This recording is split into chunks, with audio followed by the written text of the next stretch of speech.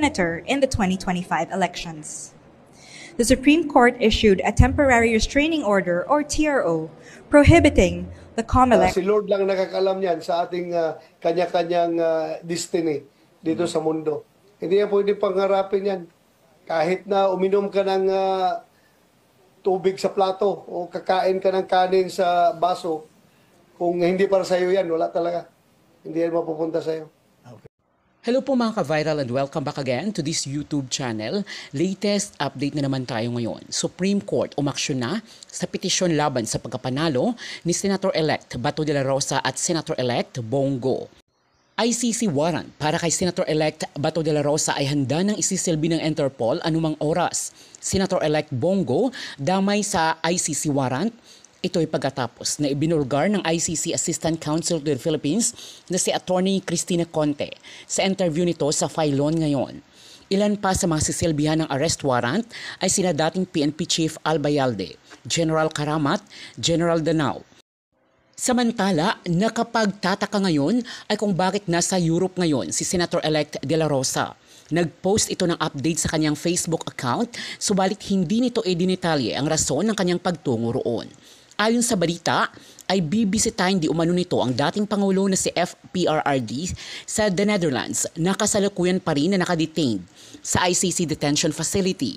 May mga nagsasabi na maaari itong aristuhin mismo doon ng Interpol sa The Netherlands. Sa kaugnay na balita, bago umalis ng bansa, ay ibinulgar ni Senator-elect De La Rosa na mayroong mga ICC investigators dito sa bansa na nanatili sa isang hotel sa Pasay City.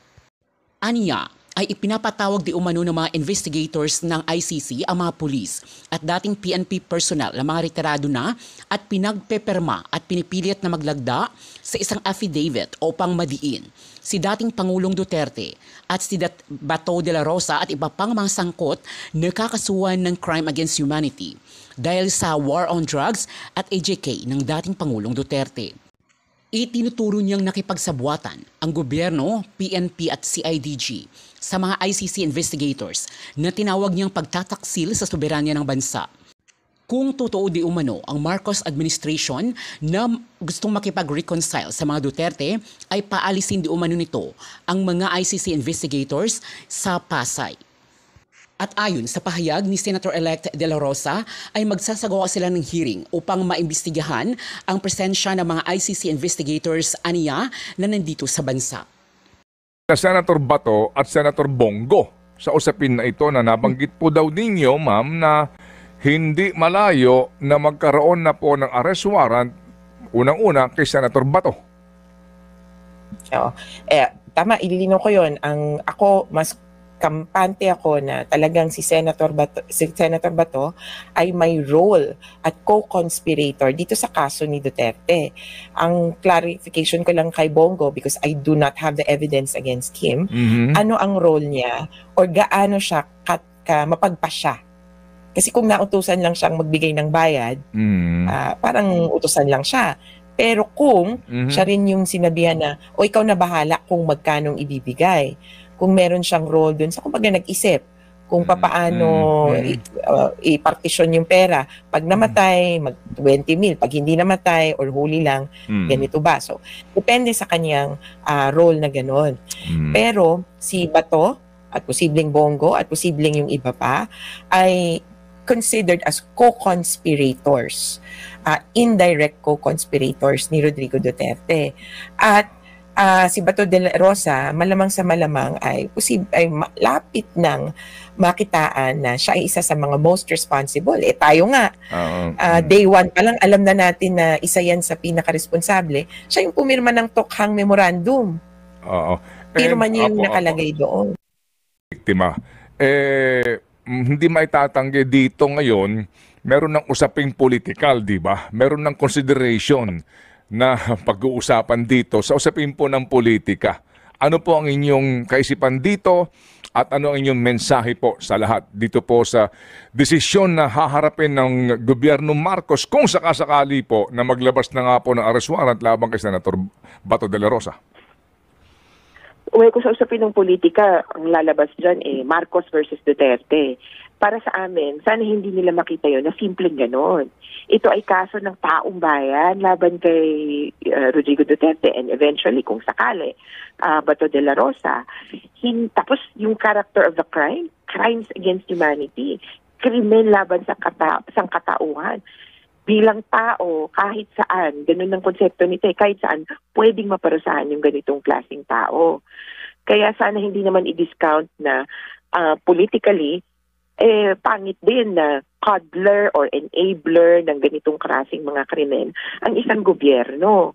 Kaya yun yung kailangan isipin din ng Marcos government. Kung ang tingin ba nila ay gusto ba nilang simple maging popular o ako hindi naman ako nagdi-discount ng sympathy. Kasi totoo naman, maski ako nga, sabi ko nga, nakakaawa din naman yung matanda. Pero usapin ito ng bakit siya lang ba ang deserve na kaawaan.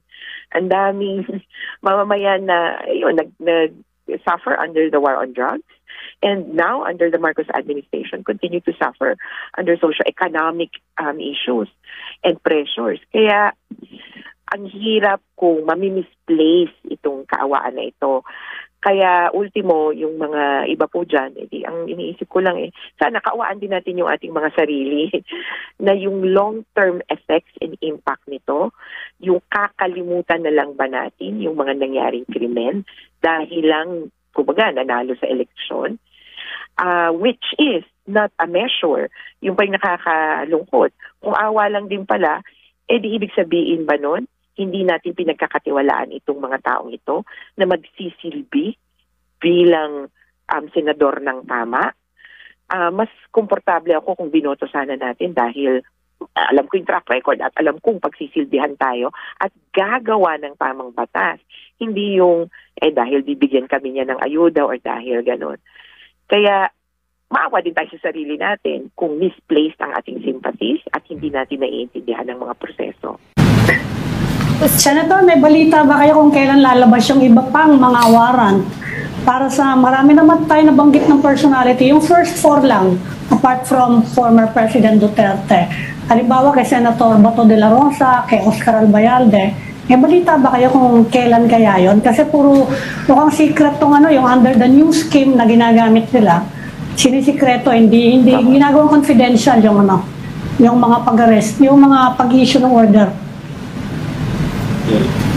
Okay, ito po, tatapatin ko po kayo, wala na po tayong nakikitang iba pang warrant na lalabas except for Bato de la Rosa, pero mga pa yan, several months down the road pa yon. Yung iba pong mga akusado, lilitisin na lang dito sa atin using yung RA 9851, yung the law that defined yung offense against humanity, genocide, and others. Why is it going to take that much longer, Senator? Kasi last year when we spoke to you, sabi mo dapat ito yung 5 personalities. Yung iba pala is former CIDG Chief Romeo Karamat Jr. and former PNP Chief Edilberto Leonardo and also Eleazar Mata.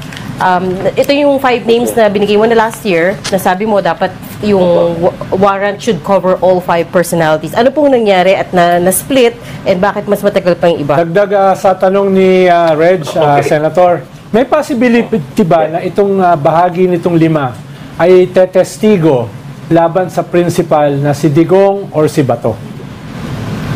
So yun po, without compromising the identities. Kaya po, yung nawala na, combination po ito na yung iba magtestigo na lang laban kay Duterte or lilitisin na lang po dito using RA 9851. Kaya yan po. At marami rin po tayong makakalap na ebidensya na galing din po sa ICC para malitis po yung mga mas mababa ang rango. Senator, yung decision na yan ba, na-influensyan ba yan ng findings ng Quadcom? Kasi yung tatlong iba pa, apart from Digong and Senator Bato, mga nabanggit lahat yan doon sa, during the investigation by the Quadcom on the drug war. Na-influensyahan ba yun? Most likely po, most likely.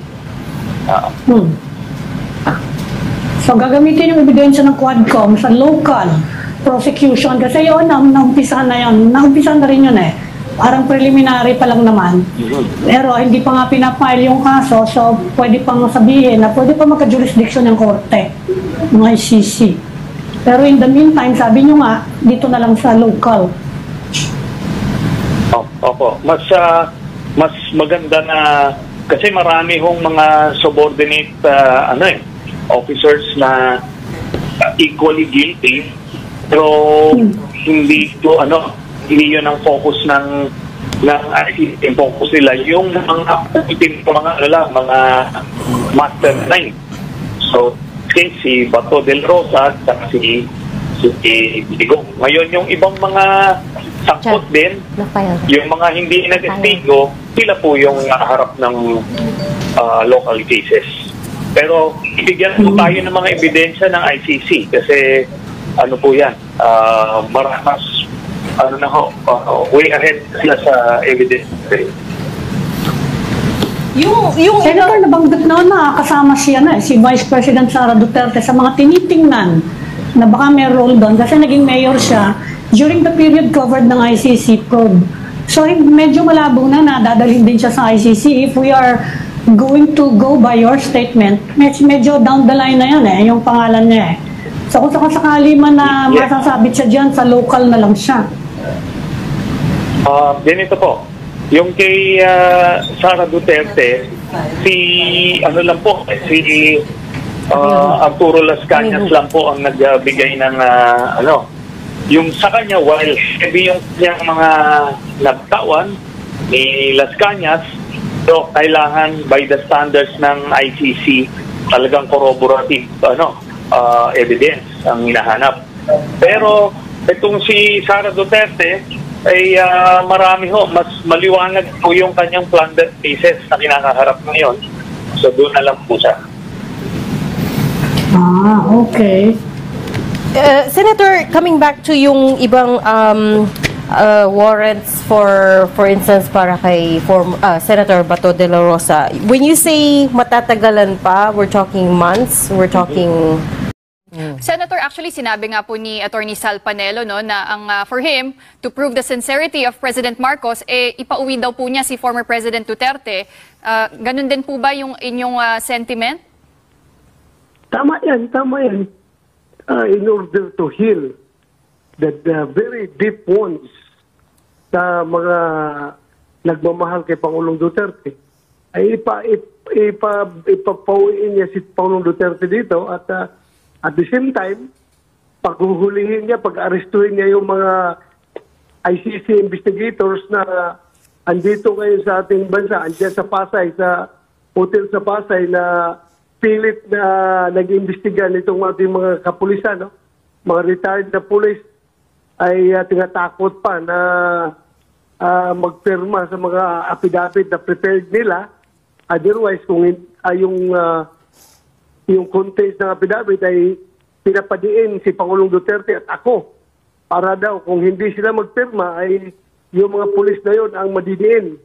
Kaya the first move that the President should do is to arrest these people for interfering into our judicial processes. Wait, can you How confirm? did you get this information, Senator? Paano po dumating tong impormasyon na ito sa inyo? Yung mga pulis na pinag-imbestigahan nila, alangan naman, meron magsusumbong sa atin. Hindi naman tayo pwede lang i-blind dyan dahil mga pulis yan, puso niyan, nasa atin pa rin dahil nabaro natin yan Can you give us more details, Senator? Senator, ano pa pong details bukod sa may ilan po sila na ICC investigators na nandito, nabanggit nyo nga nasa Pasay sila sa isang hotel. How long have they been here? Matagal na yan sila dito, pabalik-balik na yan sila. At ngayon, naghahabol sila dahil yung date ng last day of submission ng mga evidence doon sa ICC, parang itong katapusan ng buwan, ang nila, yung last day of submission of evidence. Kaya nirarally nila, tinatakot nila yung mga, pati yung mga retired na mga pulis na kawawa na nahimik na sa kanilang buhay. Tinatakot nila na kapag hindi magpirma dito sa kanilang prepared na affidavit, ay sila daw ang madidiin kung hindi sila ipirma sa affidavit na containing incriminations laban sa amin ni Pangulong Duterte at ako. As far as you know, yun ang ginagawa nito mga investigador ito. Dapat si Pangulong Marcos, kung sincero siya sa kanyang reconciliation, pag-aarestuhin niya itong mga tao na ito for interfering with our judicial processes. okay, Senator, as far as you know, is this in cooperation with the DOJ or with the PNP or any government agency? PNP, particularly si IDG. Okay. At merong mga tao ang Malacanang na nagpapasilitate nito. Hindi man yung magtapang-tapangan pupunta dito kung hindi pinapasilitate ng mga nasa gobyerno. Sinong tao sa Malacanang po? Pangalanan nyo na. Malaman natin yan kapag mag-conduct kami ng hearing at papanagutin natin itong mga tao na involved dito na mga taksil sa ating soberenya.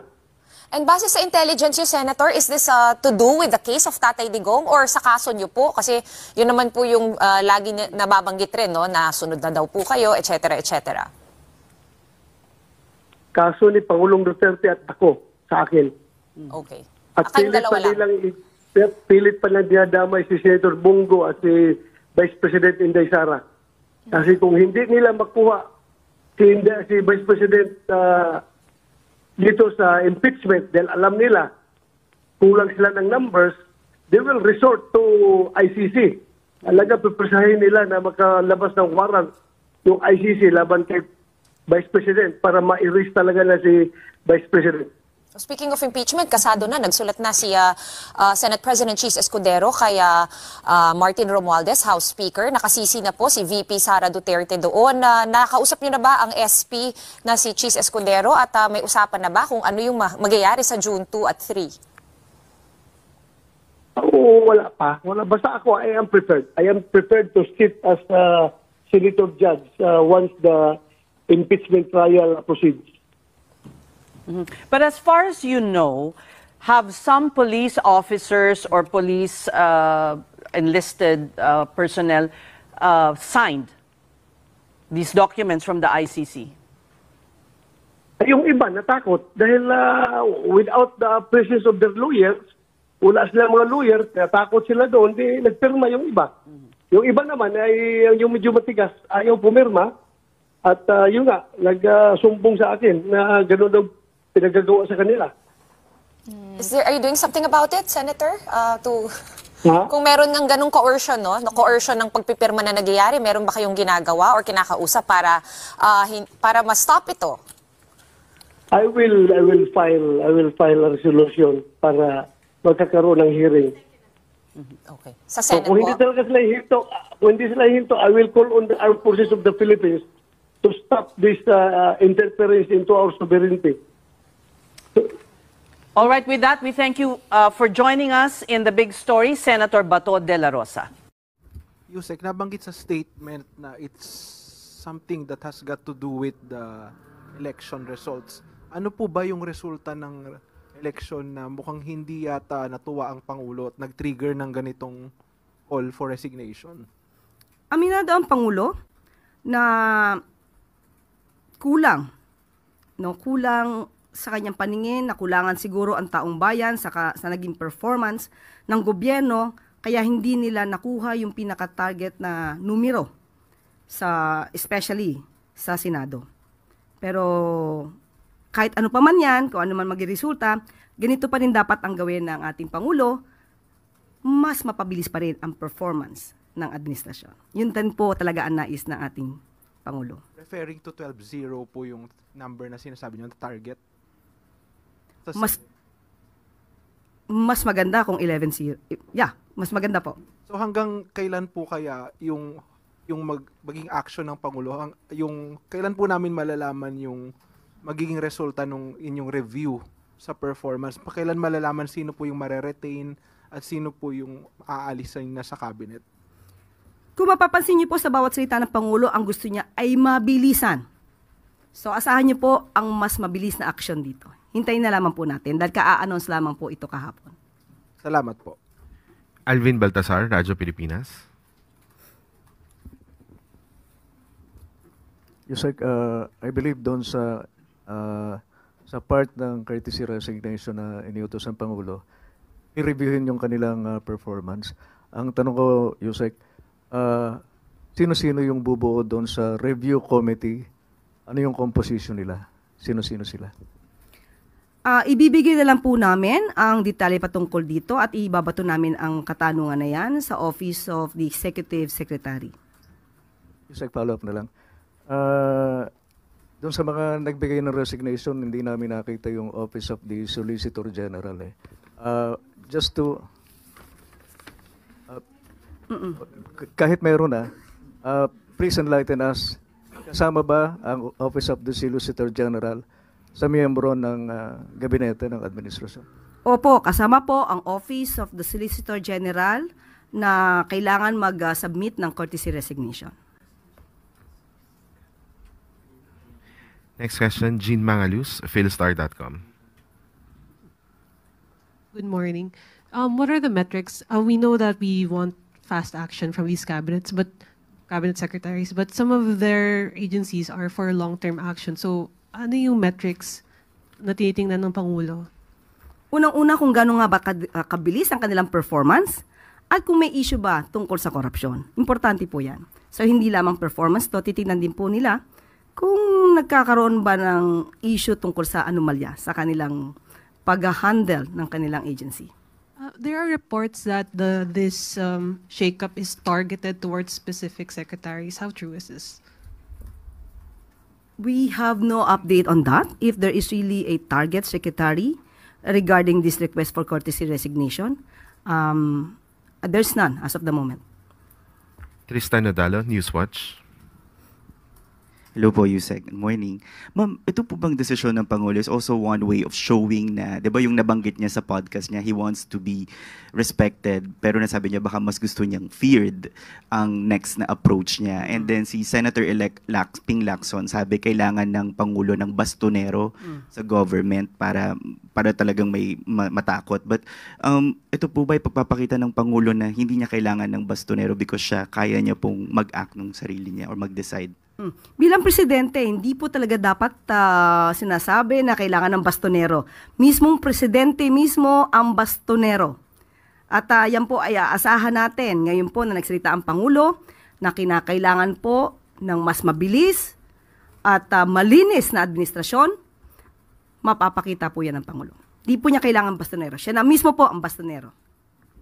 Siguro na lang po baka sa ibang kritiko ng Pangulo gamitin tong mass resignation or courtesy resignation ng cabinet secretaries. Yung timing po nung decision na to, why is it, ito yung nakita ng Pangulo na best timing to do a revamp of his cabinet secretaries? Tandaan po natin, nung una pa lamang po ako na-appoint as a press officer, nabanggit na po natin yan kung may kinakailangang mga revamp. Sabi ko wala pa pong update pero talagang yan po ang ginagawa ng Pangulo, makita at ma-monitor ang trabaho ng kanyang mga heads of agencies at mga departments. So hindi lamang po ito ngayon. Talaga pong nire-review. Tandaan po natin, marami na natatanggal bago pa nagkaroon ng eleksyon. Bago pa nangyari ang eleksyon. So siguro mas naramdaman lang naman Pangulo itong naging eleksyon na mas kailangan pa ng mas mabilis ang pagtatrabaho ang administrasyon para sa taong bayan. Nakaabang kami kung kumbaga sino ba talaga yung i-determine. Pero kung sa amin, malimit talaga mabanggit ang pangalan ni Senator Bato. At in fact, nakuha namin yung ganong feeling na nako, talagang kasama si Bato dahil nung nag-request na magbukas ng investigation itong Office of the Prosecutor, 3 pangalan lang ang binanggit. Duterte, De La Rosa, Albayalde, with a view to looking at the responsibilities or participation of other police officers or for other persons. Sabi nga nila sa police hanggang mid-level. dun sa hierarchy. Ang tingin namin, ito yung mga tipong district, region, hanggang ganyang level, titingnan nila kung anong responsibilidad. Kasi kumbaga ang siste, kung ang tanong sa investigation, who is most responsible, kailangan alam nila who are responsible bago salain. Okay. At, Sige. pero, primera pa nabanggit na yung 3 pangalan. Kaya, sa amin, si Senator De La Rosa talaga is on the in the line of fire, kumbaga. Ang sitwasyon natin ngayon ay si the former president ay tinurn over, no? Ano man po, depende kung nasaan kang panig yan. Sabi po nila kinidnap, no? Sabi po naman ng gobyerno, hindi. Sila nakipagtulungan lamang sa Interpol. But basically po, yan, nangyari na yan, nandun na nga ngayon sa dahig, naka-confine, no? Si dating Pangulong Duterte. In the case of Senator Bato, maglabas man po ng arrest warrant yan, the same procedure ang mangyayari dyan. Supposed to be, di ba? Dadaan pa rin sa Interpol at dapat makipagtulungan ang Marcos administration. Di ba, ma'am? Yes. Okay, sige. Kung anong nangyari noon, ganun din sa dapat. susunod. Nangyari ang halalan. Di po ba ngayon, as you observe, no, si Senator Bongo, si Senator Bato, ang boto po naman talaga, meaning, ang laki po ng mandate nila. Ang sinasabi nga po ngayon ng iba ay ito'y palatandaan, protest ito sa ginawa ng Marcos administration kay dating Pangulong Duterte. Opo. At ito po ay, ito rin po ay senyales nga, no, na kung ano ang ating makikita in the days to come, particularly hindi maitatanggi itong 2028 elections. Ngayon, ma'am, sa tingin ho, ano ho ang inyong basa dito? Kung sakasakali pong magkaroon ng arrest warrant laban kay Senator Bato de la Rosa, gawin pa kaya ito ng Marcos administration? Dahil mukhang sinasabi ho ng iba, ang nangyari po, backfire sa gobyerno po ni Marcos. Well, ang hirap sabihin politically kasi pagpapasya yan ng Marcos administration. Pero legally, may basehan para kunin sila.